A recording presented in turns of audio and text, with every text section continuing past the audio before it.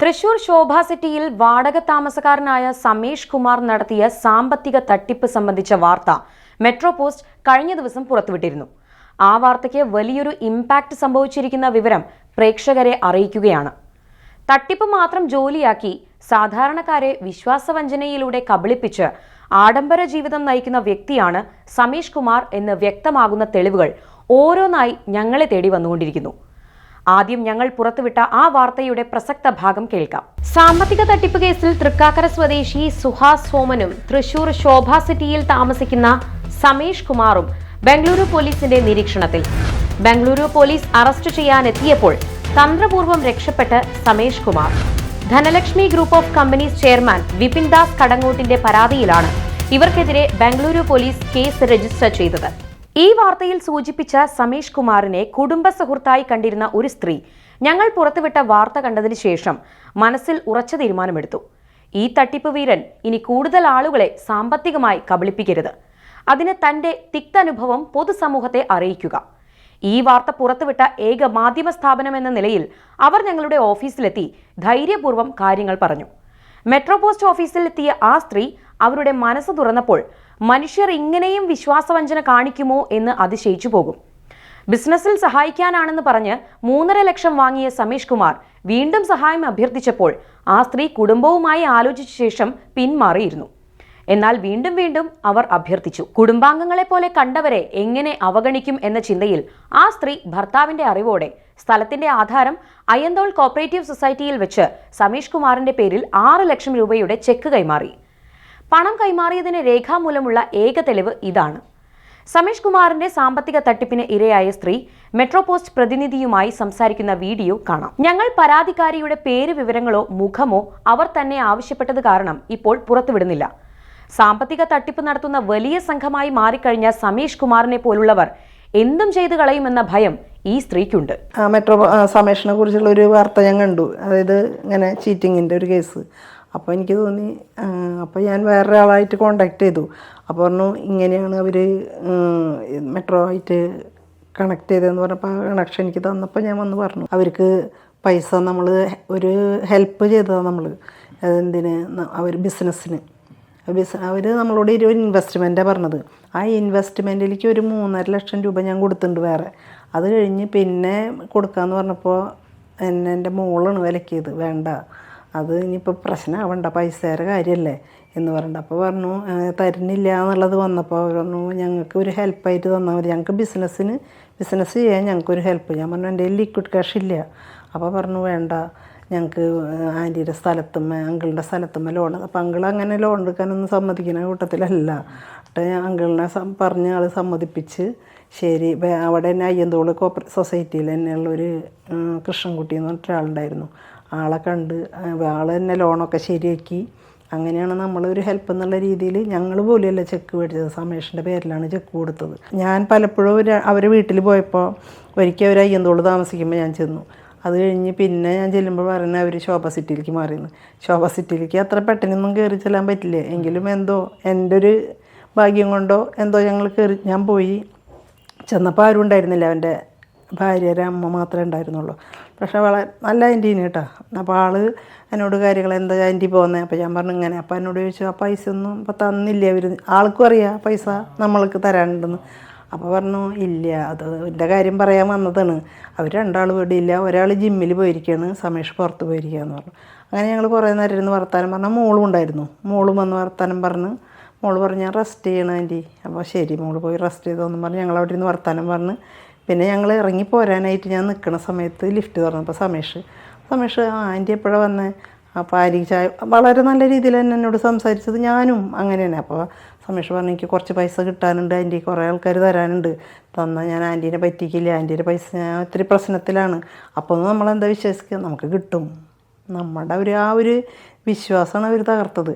അത് കഴിഞ്ഞിട്ട് പിന്നെ ഞാനൊരു ശോഭ സിറ്റിയിലേക്ക് സമേഷിനെ വിളിച്ചിട്ട് പോയി. അപ്പോൾ ഞാൻ വീട്ടിലേക്ക് കയറിപ്പോയില്ല. അടിയിൽ ചെന്നിരുന്ന് അവിടെ ഒരു കുളം ഉണ്ടായിരുന്നു, അവിടെ മോനെ നീന്തൽ പഠിപ്പിക്കുന്നുണ്ടായിരുന്നു. ഞാൻ അവിടെ ചെന്നിരുന്ന് വർത്താനം പറഞ്ഞ സമേഷ് പറഞ്ഞു തരാൻ ആൻറ്റി, എനിക്കും കുറേ ആൾക്കാർ തരാനുണ്ട്, പ്രശ്നങ്ങളാണ്, അതുകൊണ്ടാണ് എന്നൊക്കെ പറഞ്ഞു. അപ്പോൾ ഞാൻ സമേഷ് അപ്പോൾ ഇത്രയും പൈസ കൊടുത്തിട്ട് 50,000 രൂപയൊക്കെ വാടക കൊടുത്തിട്ടാണ് ഇപ്പോൾ അവർ ശോഭ സിറ്റിയിൽ താമസിക്കുന്നതെന്ന് പറഞ്ഞു. അപ്പോൾ പറഞ്ഞു അവിടെ ഒരു ഫ്ലാറ്റ് ഉണ്ട്. അപ്പോൾ പറഞ്ഞു ഇല്ല ആൻറ്റി, അതൊക്കെ ഞാൻ കൊടുത്തു.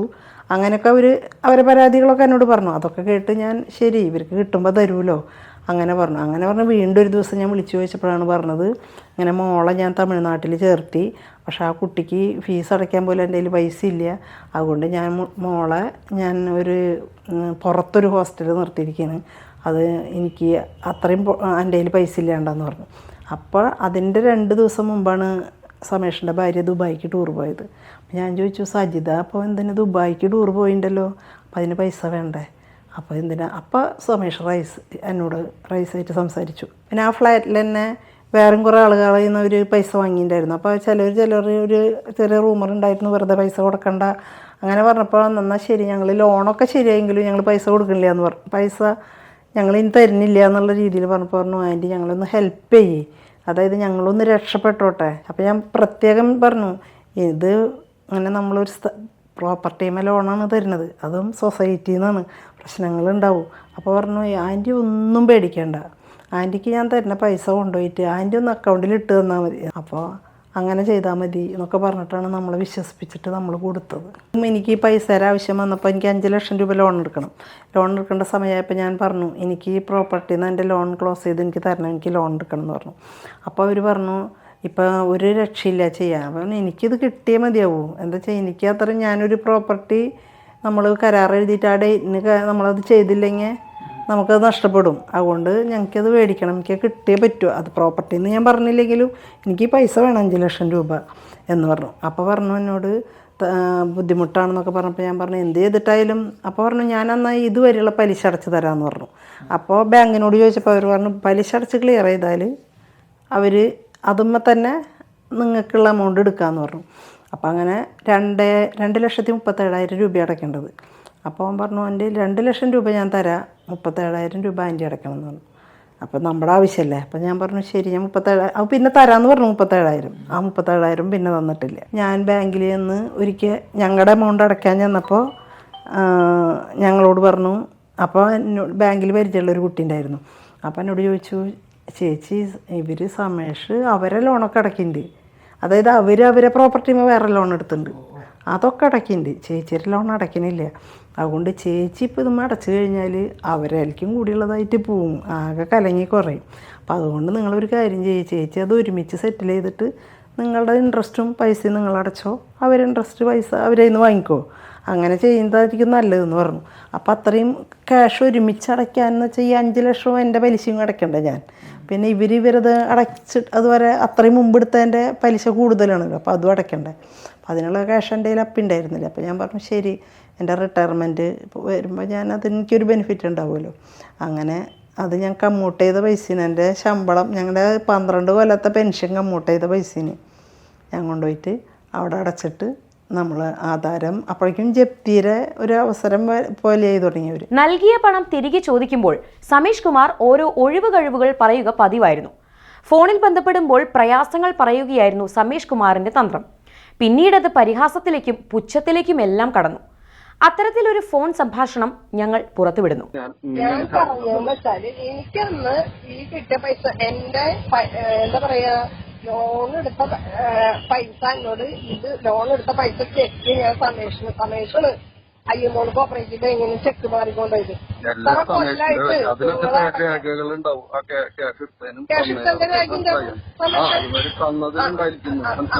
അങ്ങനെയുള്ള രേഖ സമേഷ് ബാങ്കിൽ അടച്ചു സമേഷ് ചെയ്തു.